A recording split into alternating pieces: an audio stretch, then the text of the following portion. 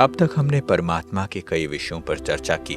चलें अब हम स्वयं परमात्मा के साथ का अनुभव करें। मैं परमात्मा को कैसे देख सकता हूं? उन तक कैसे पहुंच सकता हूं? उनके साथ कैसे वार्तालाप करूं? शायद ये बुनियादी सवाल हैं जिन पर मनुष्य गहराई से सोचते रहते हैं। भगवान की क्षणिक झलक पाने की लालसा शायद सबसे प्रबल होती है।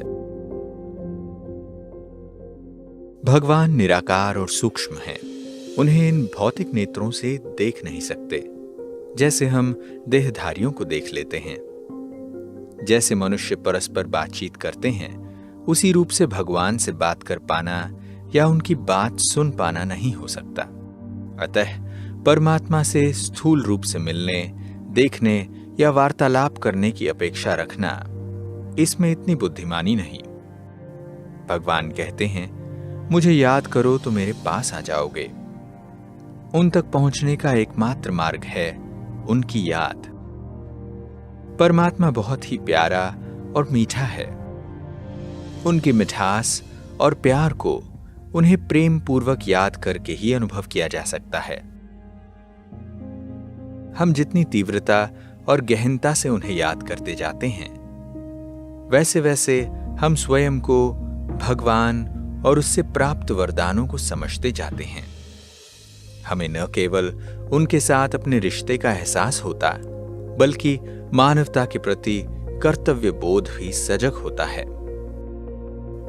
भगवान को याद करना उनके सभी गुणों और शक्तियों को प्राप्त करने का पर्यायवाची है। प्रभु स्मृति में रहने वाला शांति और सुख का अनुभव करेगा। उन सभी समस्याओं का समाधान पालेगा जिनका वह सामना कर रहा है, और बंधन मुक्त भी हो जाएगा। मन इस सीमा तक शक्तिशाली हो जाता है कि व्यक्ति कोई भी परिस्थिति या समस्या का सामना आत्मविश्वास से कर लेता है।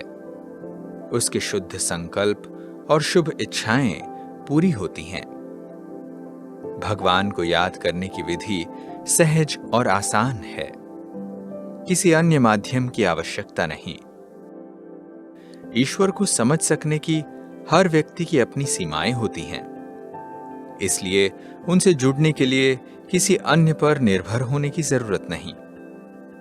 व्यक्ति को देह के पदार्थों, देह के संबंधों से बुद्धि योग हटाने का पुरुषार्थ अवश्य करते रहना चाहिए। स्वेच्छा और पूरी चेतना के साथ यह समझ बार बार स्मृति में लाएं कि मैं एक आत्मा हूं और मैं आत्मा मस्तक के दोनों भ्रुकुटियों के मध्य विराजमान हूं।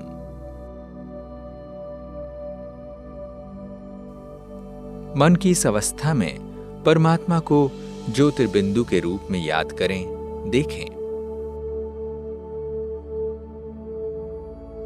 धीरे धीरे फिर उनकी दिव्य विशेषताओं, जैसे वह ज्ञान सागर, शांति सागर, सुख सागर, आनंद सागर और शक्तियों का सागर है, उस पर विचार सागर मंथन करें।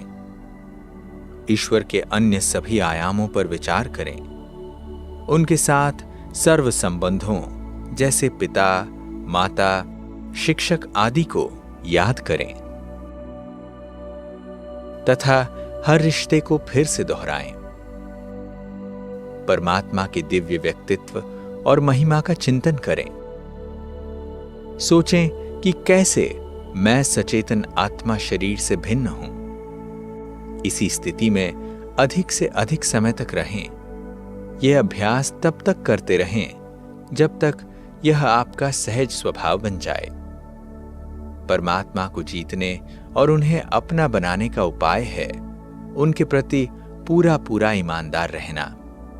उनसे अतीन्द्रिय सुख, प्रेम, शांति और शक्तियां प्राप्त करने के लिए हमें पूरी तरह पारदर्शी बनना होगा। जो स्व परिवर्तन की इच्छा रखते हैं और स्व परिवर्तन द्वारा विश्व शांति की दिशा में योगदान देते हैं, वह स्वतः ही परमात्मा से सभी मदद प्राप्त करने योग्य बनते हैं। जो लोग सदाचारिता, नीति व आध्यात्म की दिशा में साहस और दृढ़ संकल्प के साथ हिम्मत का एक कदम बढ़ाते हैं, वे निश्चित रूप से भगवान से 1000 गुना मदद प्राप्त करते हैं। पर पहला कदम हमें ही उठाना होगा। भगवान का सहयोग तो सदा मिलता ही है। यह परमात्मा की कृपा या वरदानों की विशालता ही है जो कठिन मार्ग को आसान बना देती है। कोई भी ईश्वर से निकटता का अनुभव कर सकता है। उनकी समीपता का अनुभव किसी देहधारी की निकटता के एहसास से कहीं गहरा होता है। इससे ही हम अपने जीवन के सही लक्ष्य और उद्देश्य को जान पाते हैं। उद्देश्य यही है कि संपूर्ण आत्मानुभूति और परमात्मा अनुभूति करना और दूसरों को भी ऐसे श्रेष्ठ मार्ग पर पहुंचाने में मदद करना है।